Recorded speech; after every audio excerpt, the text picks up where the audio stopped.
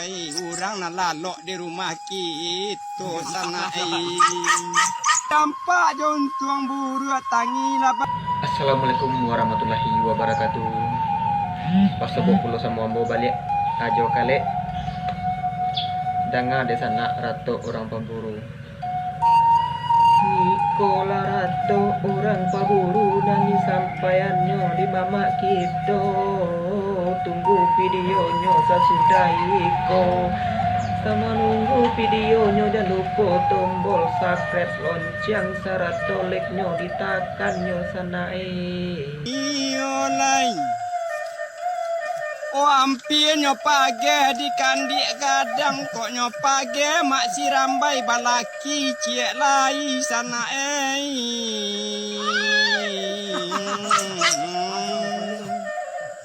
Kok etong malang nasibnya malang kok dietong muju ado mujuannya sambil menunggu kajaran tiba dietong nasib orang laki-laki. Oh tantang tombe dekan dia gadang sudah dibuean bini rumah rancak-rancak kok tak jadi mati kok ndak carai tak jadi silang sengketo baru matanggo.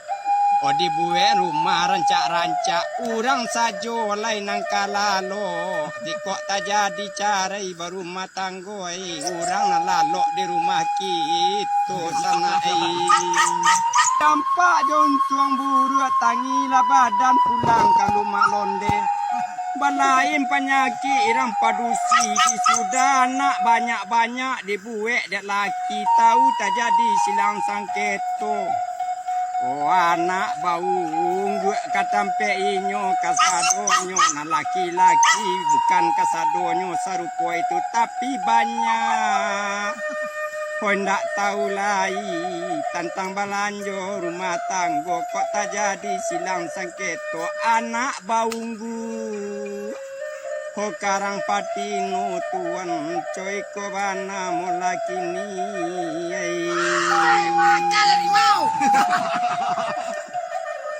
Oh dia tong nasib sambil paburu kita bagurau basamo-samo.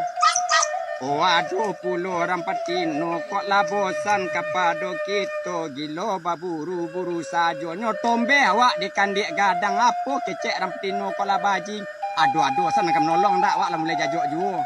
Itu nanti katakan kecek inyo awak labaji ado-ado sajo nama nolong dituak kandik gadang hatinya kok barangke mandoa inyo mengadu ke mama dek rancak soting ambo bari maaf dek dusana kasadonyo tuan nai